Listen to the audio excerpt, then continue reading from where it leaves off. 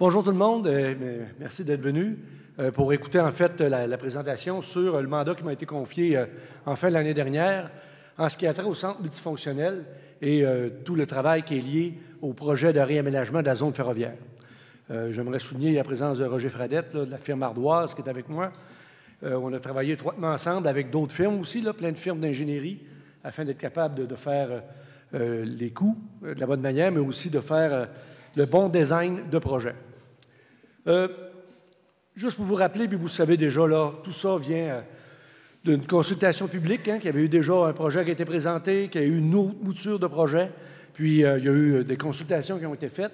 Puis, moi, mon mandat est vraiment dans le secteur des projets de la zone ferroviaire, et non pas de dire c'est où, est-ce que c'est le meilleur endroit ou pas, mais c'est vraiment d'essayer de trouver le meilleur modèle financier et le meilleur modèle d'affaires afin qu'on ait le maximum qui vient de l'extérieur, puis le minimum qui vient de la poche du citoyen pour être capable de renouveler nos infrastructures et ainsi se tourner vers le futur. Comme vous le savez, le projet comportait un centre multifonctionnel culturel et sportif, un stationnement étagé, un parc et une zone pour un projet d'habitation. Bien entendu, c'est pour un développement privé, ça ne fait pas partie de mon projet. Le mandat, comme je vous ai dit, c'était, bien entendu, suite au conseil de Ville-Saguenay qui s'était tenu au mois de septembre à la baie, où il y avait une résolution qu'il fallait trouver au moins 66 % du financement afin d'être capable de continuer le projet. Donc ça, c'était mon premier mandat. Puis deuxième mandat aussi de regarder l'intégration et l'ensemble des scénarios de nos infrastructures afin d'être capable de, un, être admissible aux différents programmes gouvernementaux, mais en même temps augmenter, bien entendu, la qualité et l'utilisation de nos infrastructures. Trois sources potentielles tout de suite. Lorsque la mairesse m'a rencontré, elle m'a demandé de regarder toutes les sources possibles et de vraiment faire un plan d'affaires comme un homme d'affaires privé. Donc, tout de suite, oui, il y a le volet public, mais on a additionné tout de suite le volet privé, donc tout ce qui est partenaire identifié, mais pas seulement pour l'image de marque, c'est-à-dire le branding, mais aussi tout ce qui est lié à l'acquisition d'équipements. Parce que présentement, beaucoup de projets ont été faits dans les dernières années au Canada pour différentes villes et cette dimension d'acquisition d'équipements subventionnés ou achetés par les privés est maintenant une dimension importante, et vous verrez les chiffres tout à l'heure. Et finalement, le financement des usagers. Donc, est-ce qu'il y a une partie des usagers via différents modes, activités ou événements, où on peut contribuer au financement? Le contexte, vous savez qu'on a un terrain vague depuis des lunes, un autogare qui est à bout d'âge, un centre Georges Vézina qui fait jaser de lui bien malgré lui, et un pavillon d'agriculture qui a 42 ans, qui en fait n'est qu'une glace. Le pavillon d'agriculture, c'est une glace, 42 ans, sans grande vocation, une glace qu'on utilise, mais qui n'offre pas aucune autre possibilité. L'urgence d'agir, bien, l'urgence d'agir, en fait, c'est que lorsqu'on analyse les infrastructures municipales de la ville Saguenay et plus spécifiquement sur l'arrondissement de Chicoutimi, on a le pavillon d'agriculture qui, si on n'investit pas 5 millions, donc 4 millions de la ville et 1 million qui viennent de subventions pour changer le fréon, vous savez que selon le protocole de Montréal des GES, on doit fermer cette glace-là. Sinon, on investit 5 millions dans une glace qui reste une glace. Fermeture du centre de patinage de vitesse Marc Gagnon. Vous savez que c'est un centre de développement régional et c'est la pépinière de plusieurs champions olympiques et champions mondiaux en patinage de vitesse. Maintenant, les nouveaux standards vont vers des dimensions de glace comme on a présentement ici olympique, mais sans bande, avec un arrangement différent, comme il a été fait récemment à Rivière-du-Loup, à Sherbrooke et bien entendu l'aréna Maurice-Richard. Donc, si on va d'un côté avec une modernisation du centre Georges, ça veut dire qu'on ne perd pas les comètes, mais le centre de développement régional Marc Gagnon, lui, est en péril. Puis à ce moment-là, nos jeunes qui ont accès ici à développer des champions devront être développés à Québec ou à Montréal ou ailleurs dans la province. C'est un des enjeux qu'on a de ce côté-là. La fermeture de l'autogare, vous le savez, 2023, on verra les études tout à l'heure. Puis on a un immense terrain qui n'est pas utilisé, qui est situé dans une zone stratégique de la ville. Donc, on a identifié des scénarios qui amènent le plus de possibilités possibles de financement, et ça à moindre coût pour les citoyens et citoyennes. On ne veut pas ajouter d'installation, puis on ne veut pas avoir de frais d'opération additionnels. Donc, la situation de départ, vous connaissez l'autogare, 47 ans, le centre Georges Vézina, triple vocation, mais hockey et patinage de vitesse. Mais comme vous le savez, la partie spectacle, ça fait bien des lunes qu'on n'a pas eu de spectacle au centre Georges Vézina.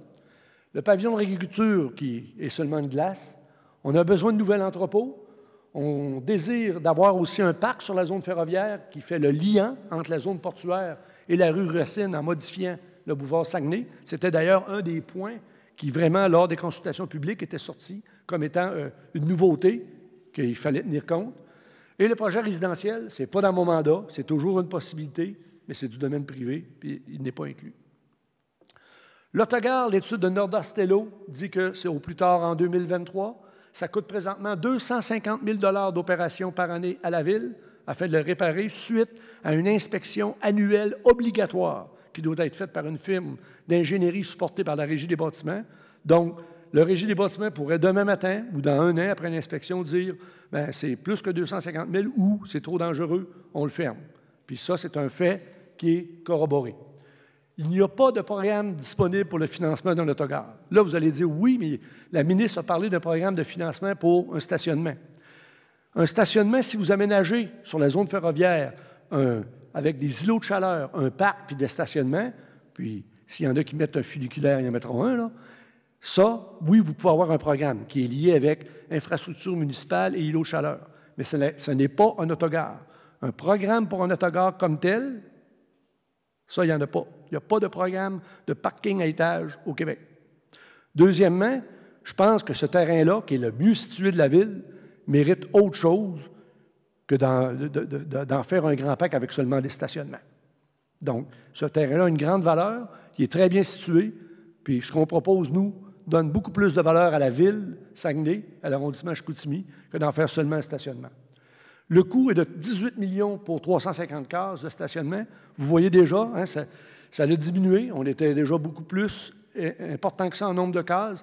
Puis un des mandats était, oui, d'aller chercher le financement, mais aussi d'optimiser les coûts. Donc, pour optimiser les coûts, il y a des choix qui ont dû être faits. Puis vous allez le voir tout à l'heure dans les dessins montrés, mais le nouvel autogare a 350 cases. Est-ce qu'on peut faire quelque chose avec le centre Georges Vézina? Oui. Puis en passant, là, de faire le nouveau centre multifonctionnel, ce n'est pas la fermeture du centre Georges Vézina. Le bâtiment qu'on veut remplacer et fermer, c'est le pavillon d'agriculture. Puis vous verrez tout à l'heure. C'est la glace du pavillon d'agriculture qu'on veut bonifier en offrant plus de services, en construisant un centre multifonctionnel qui va offrir plus de possibilités culturelles, plus de possibilités communautaires, plus de possibilités sportives, tout en animant un secteur de la Ville qui est névralgique pour son développement futur.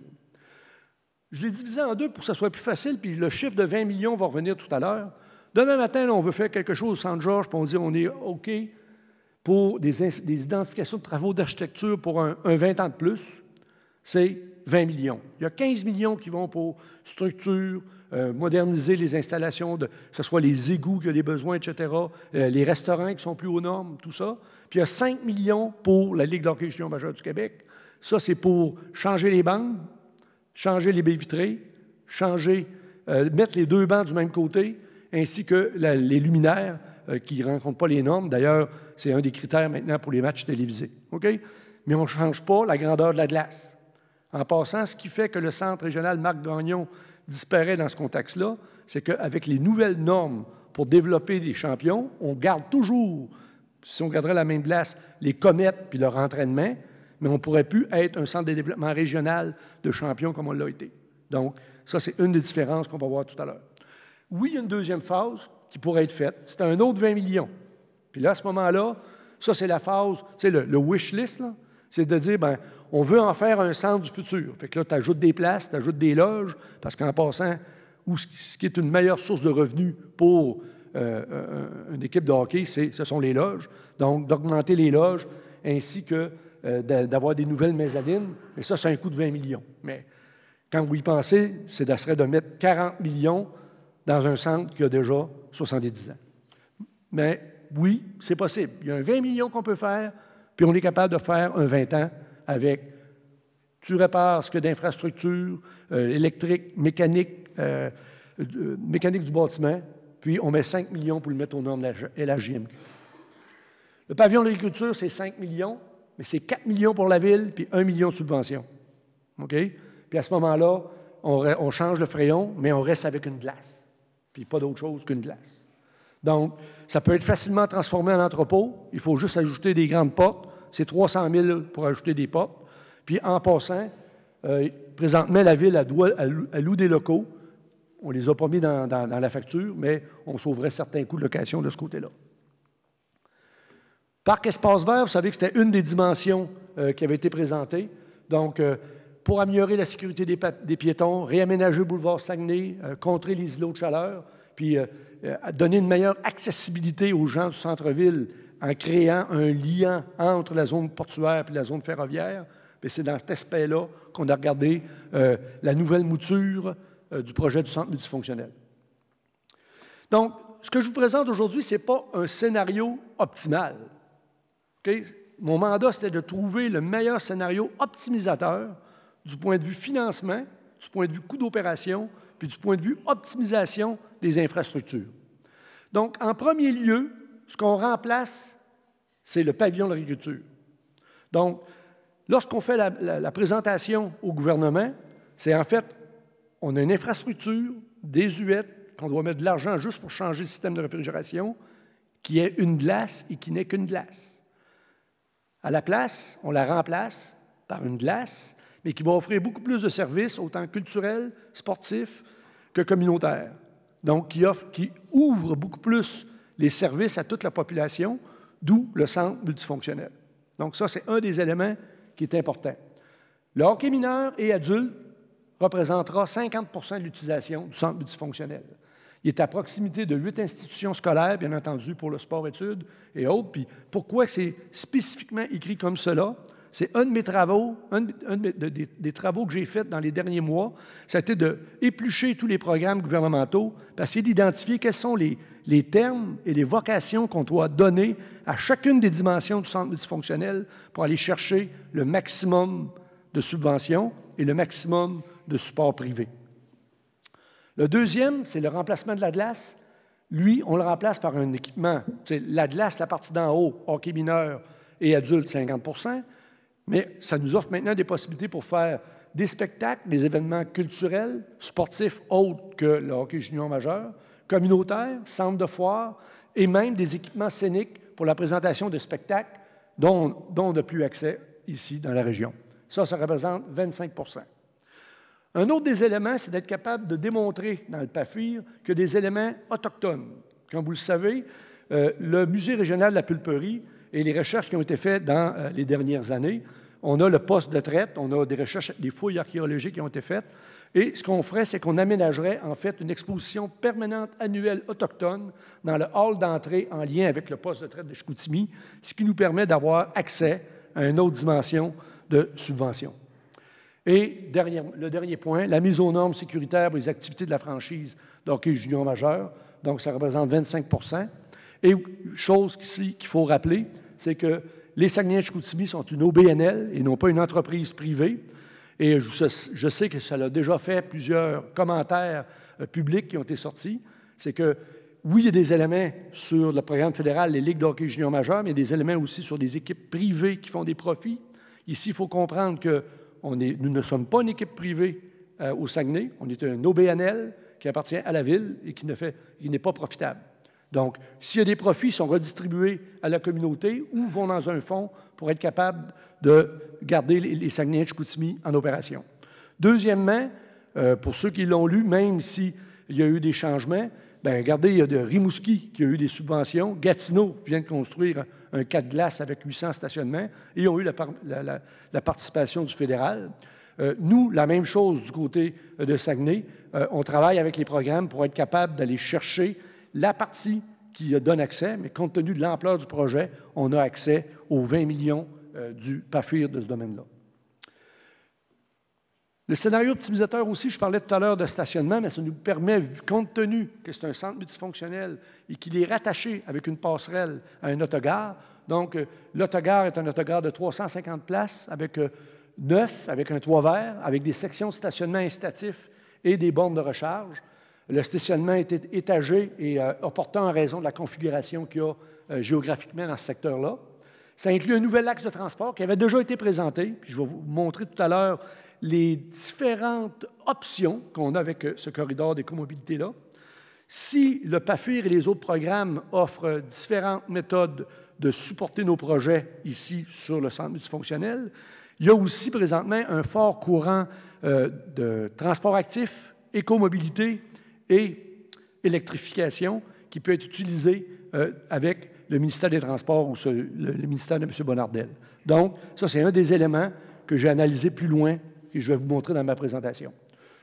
On intègre les îlots de chaleur, on améliore la sécurité des piétons. Le bâtiment, bien entendu, va être éco-énergétique, moderne, qui récupère sa chaleur et qui sera carboneutre. C'est un élément important parce qu'un des deux éléments qui doit être présenté, c'est une évaluation des émissions de gaz à effet de serre de la nouvelle installation. Donc, c'est important que dans son design, dans sa conception, on rencontre cet élément-là. Puis, comme il s'agit d'un remplacement, c'est un projet qui est structurant pour le centre-ville, puis ça évite la multiplication des infrastructures parce que ce qu'on présente, ce n'est pas un ajout, c'est un remplacement, je le répète, du pavillon d'agriculture à un centre multifonctionnel qui offre plus de services. Comment on finance ça? Le financement via les programmes privés et contributions publiques. Un des domaines que j'ai présenté qui a été accepté, c'était d'élargir nos sources de financement et pas seulement dire comment on fait pour avoir tout ce qu'on peut avoir du gouvernement. Donc, premièrement, la cible était de 66 %. Du point de vue subvention via les programmes, on a présentement entre 40,5 millions et 43,5, soit entre 67 et 72,5 millions. Excusez, bon. Ça ne fonctionne pas beaucoup, ça, hein? Du point de vue résultat. Par la suite, on a une partie privée. Partie privée, le nom du centre, le branding, c'est 4 millions. Et le panneau numérique. J'ai regardé avec l'équipe toutes les différentes formes de financement qui se faisaient ailleurs. OK? Puis, exemple, Niagara Falls, le panneau numérique et une contribution privée. Donc, on a présentement, et j'ai contacté différentes entreprises qui se sont montrées intéressées à investir pour être capables de, vous le voyez ici, c'est un total revenu annuel de 500 000 parce que les deux premiers points, c'est échelonné sur 10 ans. Donc, le 4 millions, ce serait 400 000 par année sur 10 ans.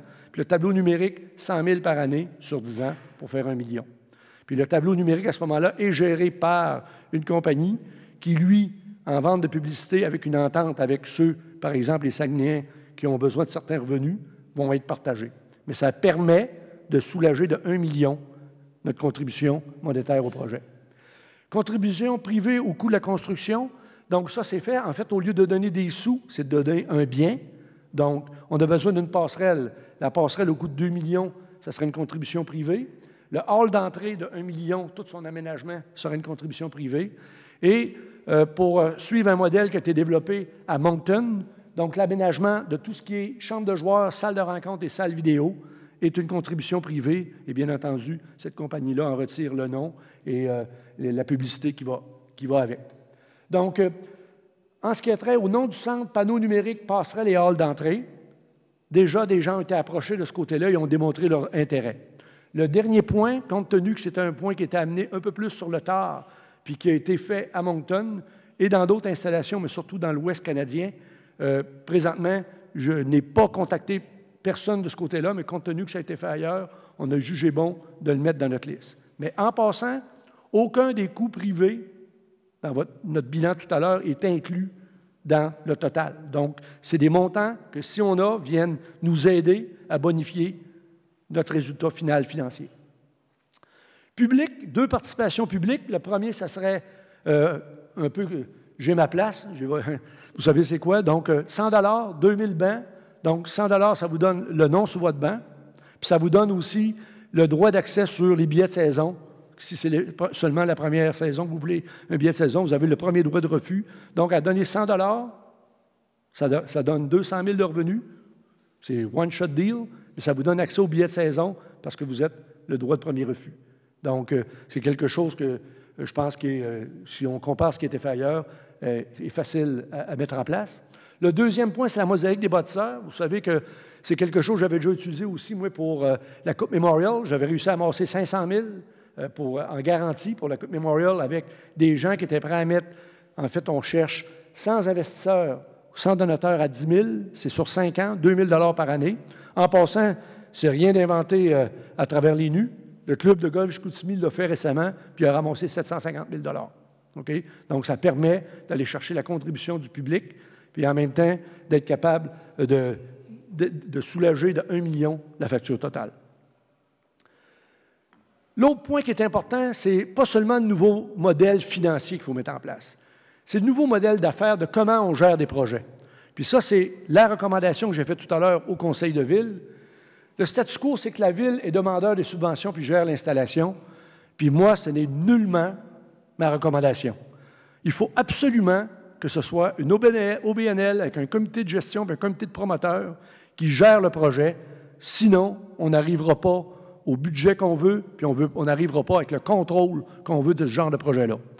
Puis ça a été un gros sujet de discussion tout à l'heure, mais selon moi, puis c'est ma recommandation, c'est la seule manière qu'on va arriver à avoir un succès avec ce projet-là. Des projets, j'en ai géré 10 et 20 et 50 dans ma vie, mais il faut être capable d'avoir des gens qui sont redevables, qui ont le pouvoir de contrôler le budget, qui sont capables de rendre des comptes sur ces composantes-là. On a, vous allez voir tout à l'heure, le total des contingences qui nous permettent d'avoir une certaine marge. On a un apport privé qui nous donne quelques millions. Donc, dans un contexte qu'on a vraiment une équipe de gestion de projet avec un chargé à temps plein, les chances de succès vont augmenter. D'ailleurs, ce modèle existe à Gatineau. Gatineau, présentement, il y a une OBNL qui, en passant, a été formée après que la Ville ait reçu la subvention. Puis, compte tenu des problématiques qu'ils ont eues au début, ils ont décidé, via un bill privé, le bill 227, de créer un OBNL, de transférer l'argent puis la gestion à un OBNL qui gère présentement la construction qui est terminée, le centre de 4 glaces et un stationnement de 800 places à Gatineau. Donc, eux, là-bas, ils ont le mandat de gérer le centre multifonctionnel pour 25 ans, puis c'est la Ville qui conserve la gestion des stationnements. Donc, ma deuxième recommandation, autre que le bilan financier, c'est vraiment, on ne doit pas, selon moi, gérer ce projet-là par la Ville. On va s'en aller d'un mur. Il faut qu'on ait des gens qui ont la compétence, avec une équipe de gestion, avec un comité qui est redevable, qui est capable de suivre un budget puis de construire sur le budget. Surtout avec les marges de manœuvre que j'ai mis en place dans le budget qui est présenté. Zone inondable. Je sais que c'est un de vos sujets favoris, probablement parce que vous aimez les sports nautiques. Ça, présentement, c'est ce qu'il y a sur la carte, présentement, à l'heure actuelle, à Ville-Saguenay. Okay? On a aussi les zones qui sont projetées en 2050 et 2070. Puis, c'est sûr, vous avez les documents, en passant, là, vous allez les recevoir. 2050-2070, vous voyez qu'en 2070, c'est surtout la partie de la réserve navale, même l'ancienne gare, vous voyez, qui est en rouge. Donc, les zones rouges, c'est les zones qui sont réputées à risque, ici en 2050, puis là en 2070. Puis là, vous pouvez dire, oui, c'est-il le bon graphique, c'est-il la bonne analyse? Il ne faut pas oublier que dans le dépôt de ce projet-là, si bien entendu le Conseil de ville est en faveur de la présentation que j'ai faite dans les 2 dernières heures et demie au Conseil, on doit déposer une évaluation de la résilience au changement climatique. Okay? Donc, c'est une étude qui doit être indépendante, privée, pour démontrer cela.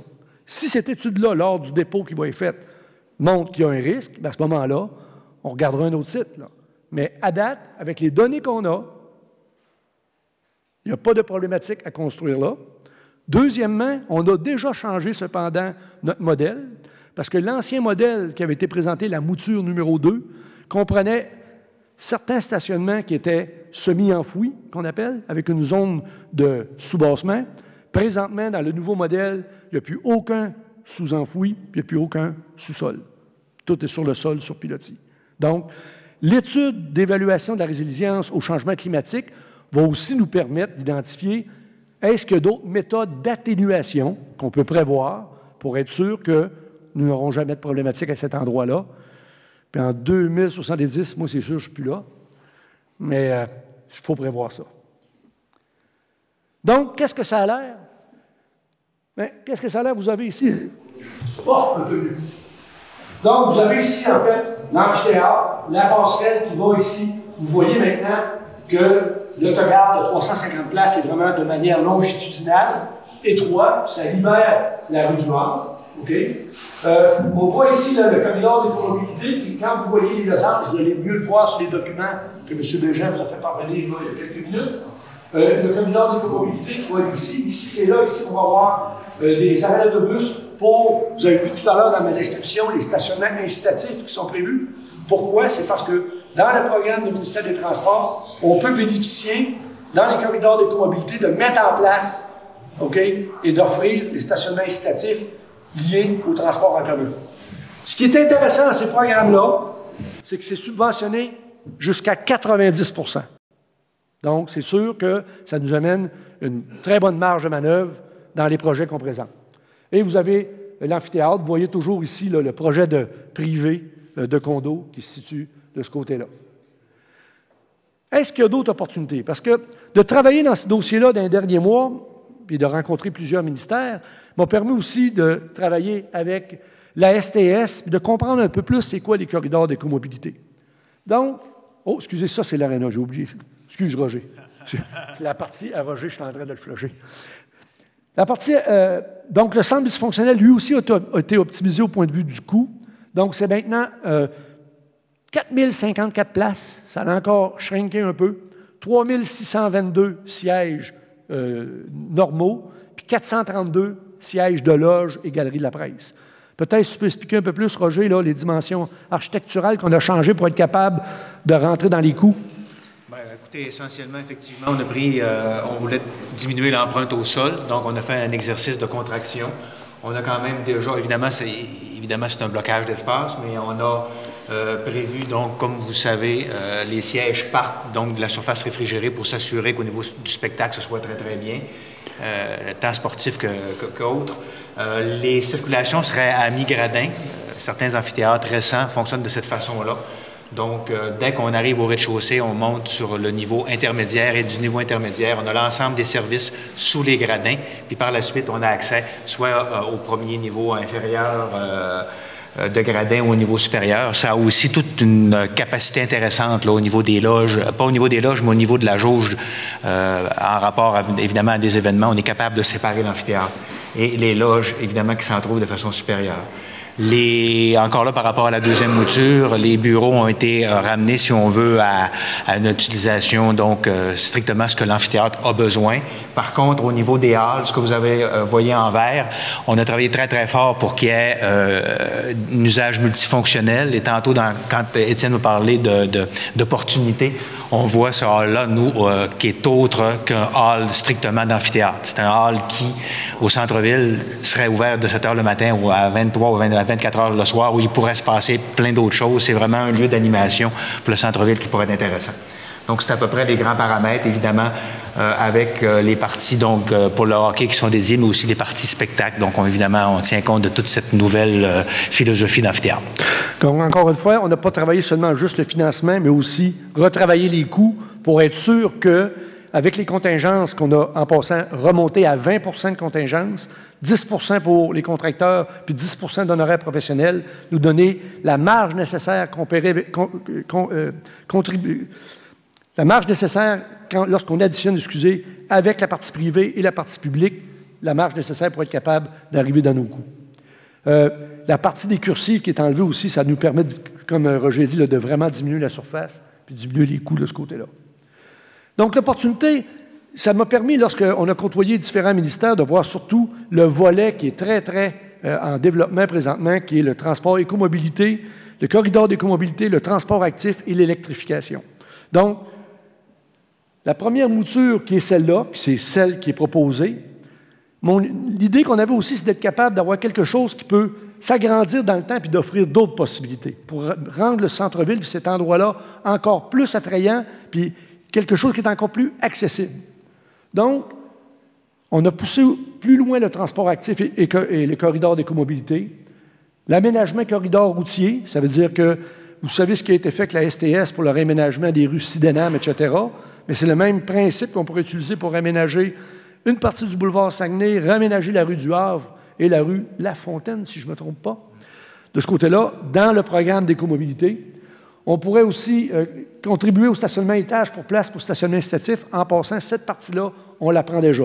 Dans notre troisième mouture, on la prend parce qu'on met des stationnements incitatifs qui vont faire partie du programme d'écomobilité, puis ça représente une subvention de 5 950 000. On a ensuite l'aménagement, on peut aller jusqu'à un aménagement stationnement incitatif au secteur nord, utiliser éventuellement le pont Sainte-Anne avec une navette électrifiée pour être capable de faire le lien jusqu'au centre multifonctionnel. Le déménagement de la gare d'autobus, la rue Morin serait à ce moment-là possible. On libérerait des terrains de la rue Morin.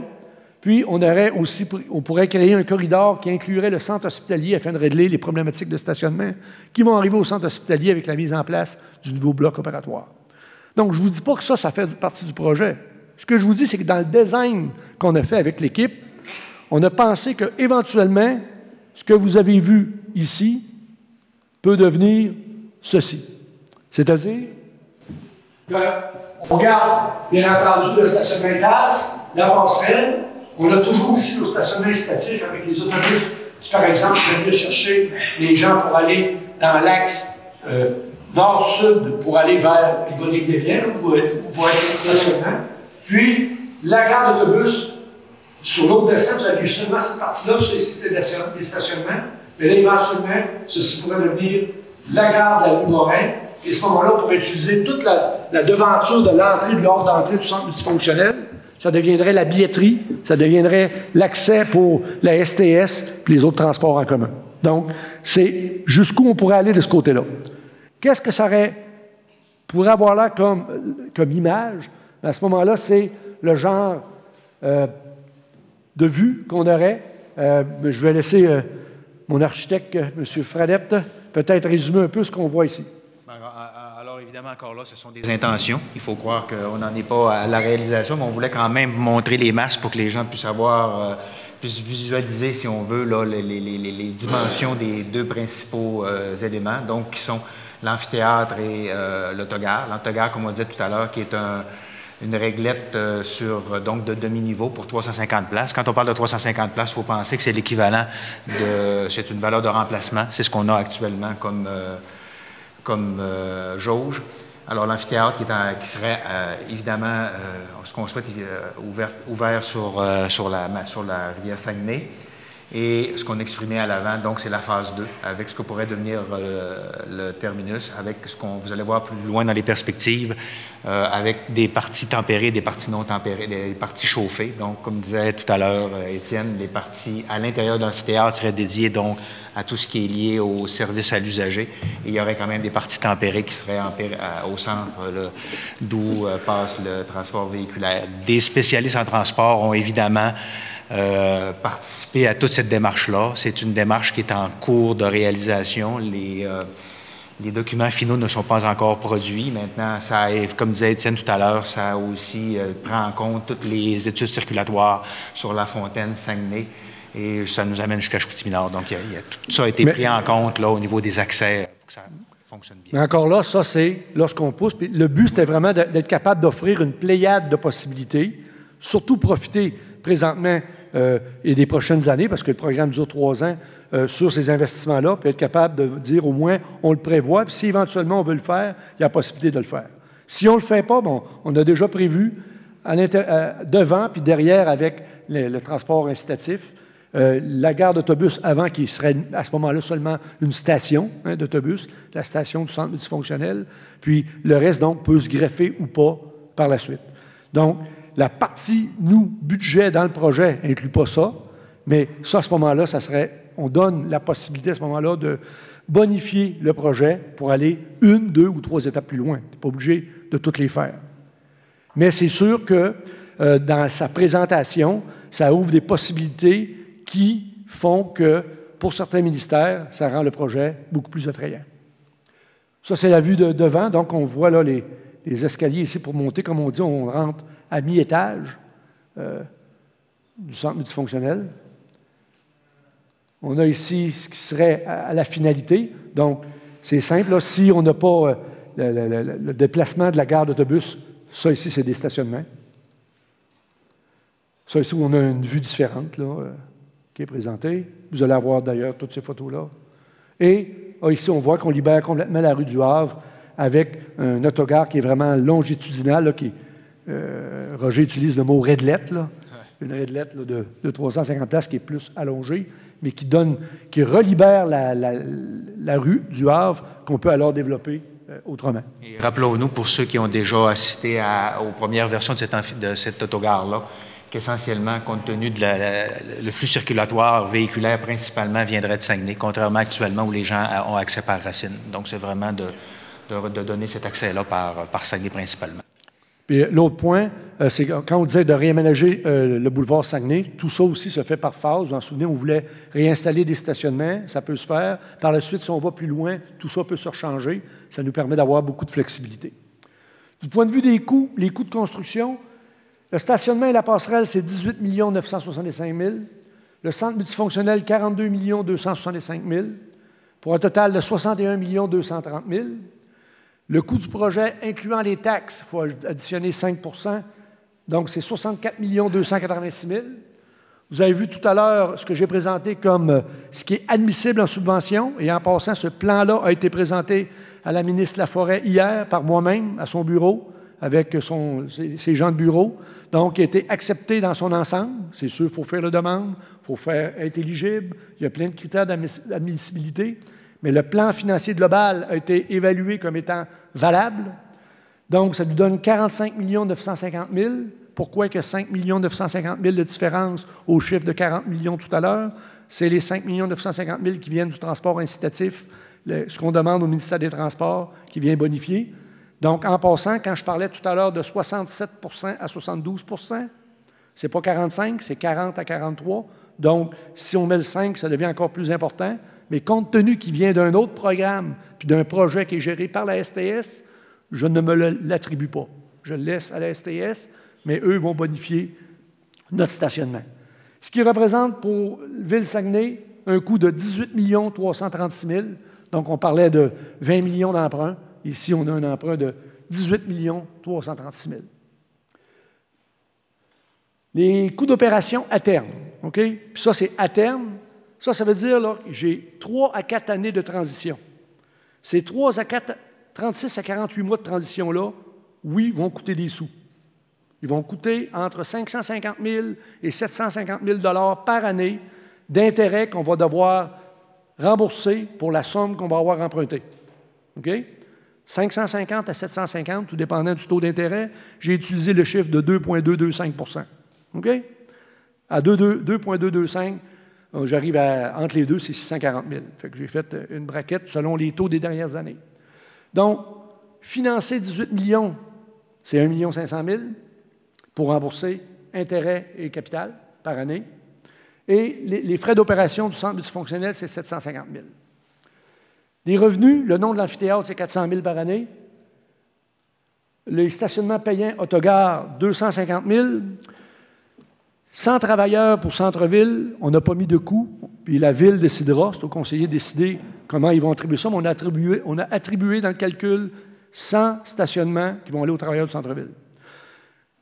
Par la suite, pour les 250 autres, j'ai pris 50 % du temps, ça veut dire 182 jours sur 365. Les 2 premières heures sont gratuites, 7 $ par jour. Ça fait exactement, vous avez les chiffres précis, 318 500 $. 65 événements, c'est-à-dire le hockey, les games de hockey pré-saison, les séries, les spectacles qu'il y aura et conventions, on en a mis 65 sur 365 jours. Il reste 300 jours, là. 65 fois 5 $. Ça donne 81 250. Ça fait un chiffre total de 399 750. J'ai mis 250. Il faut payer un gardien, puis j'ai gardé une marge de sécurité de 40 %. J'ai mis seulement 60 %. L'autre point, les événements spectacles. Les spectacles, on a mis 14 événements. Puis là, les spectacles, ça ne veut pas dire juste des shows. Il y a des spectacles, il peut y avoir des événements de foires, de présentations, des kiosques, des congrès qui sont organisés. Donc, c'est un ensemble de ça. On a mis 14 événements. 14 événements sur 365 jours. 14 événements à 28 600 $ de revenus par événement. Ça peut être la location du centre ou ça peut être une combinaison des revenus du bar, de restaurant ou autre. Ça donne une somme de 400 000 $. J'ai mis 300 000 $, j'ai pris 75 %. Donc, j'ai encore laissé de la marge de ce côté-là. Les dépenses non requises par la municipalité, bien, on n'aura plus besoin d'opérer le pavillon d'agriculture qui serait un entrepôt. C'est 300 000 de sauver, c'est 300 000 par année. On n'a pas besoin de prendre le 4 millions. Donc, c'est les frais pour rembourser le 4 millions, c'est 320 000. Les coûts d'opération moindres entre le centre Georges Vézina, qui deviendrait un centre de patinage de vitesse, en se passant, on a déjà calculé que ça coûterait environ 2,3 millions pour le rendre apte maintenant, à nouveau, à être un centre de développement régional en enlevant les bandes, en mettant des coussins réglementaires tels que demandés par le patinage de vitesse. Donc, on continuerait à être la pépinière de développeurs de champions au Saguenay-Lac-Saint-Jean. Donc, la différence des coûts, c'est 250 000. Et les coûts d'entretien moindres de l'autogare, compte tenu que l'autogare est rendu neuf, bien, les 250 000 qu'on met année après année sont là. En ne mettant que ça, on est coût d'opération à terme, on est 120 000 favorables. Regardez, là, on va dire qu'on est even.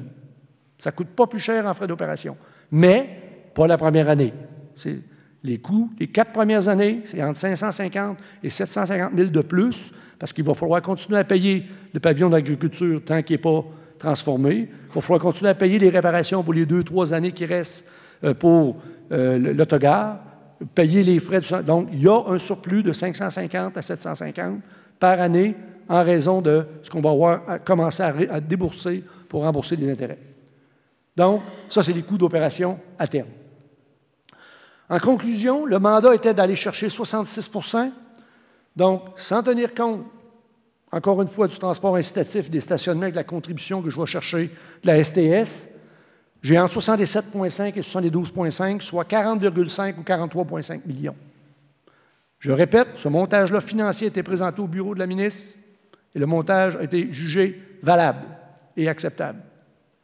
Les opportunités privées qui ne sont pas incluses. Donc, si je vais chercher tout le privé, là, je ne parle pas ici du branding, je parle des 6 autres millions qu'on mettait pour les autres activités.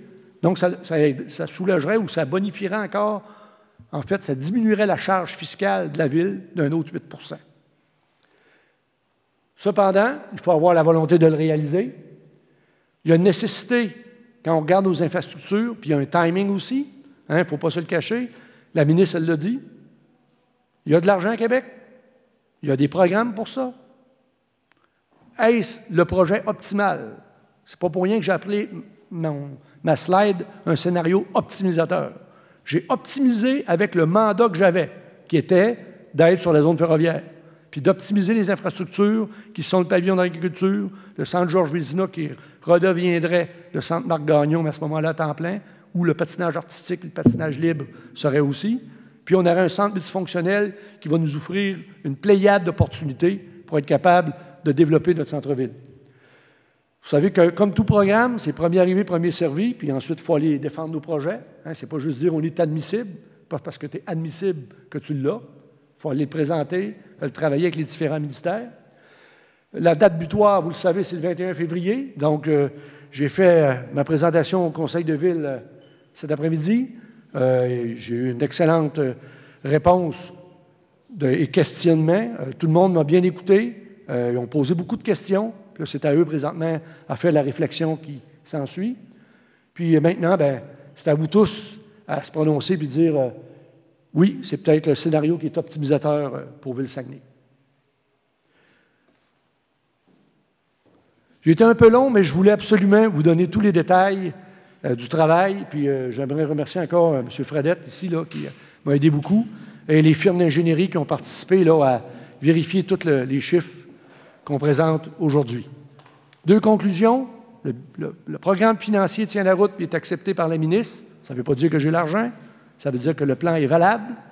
Puis deuxièmement, ça ne sera pas la Ville qui, selon moi, doit faire ça. C'est une OBNL avec un comité de gestion puis un comité promoteur qui, eux, vont être redevables.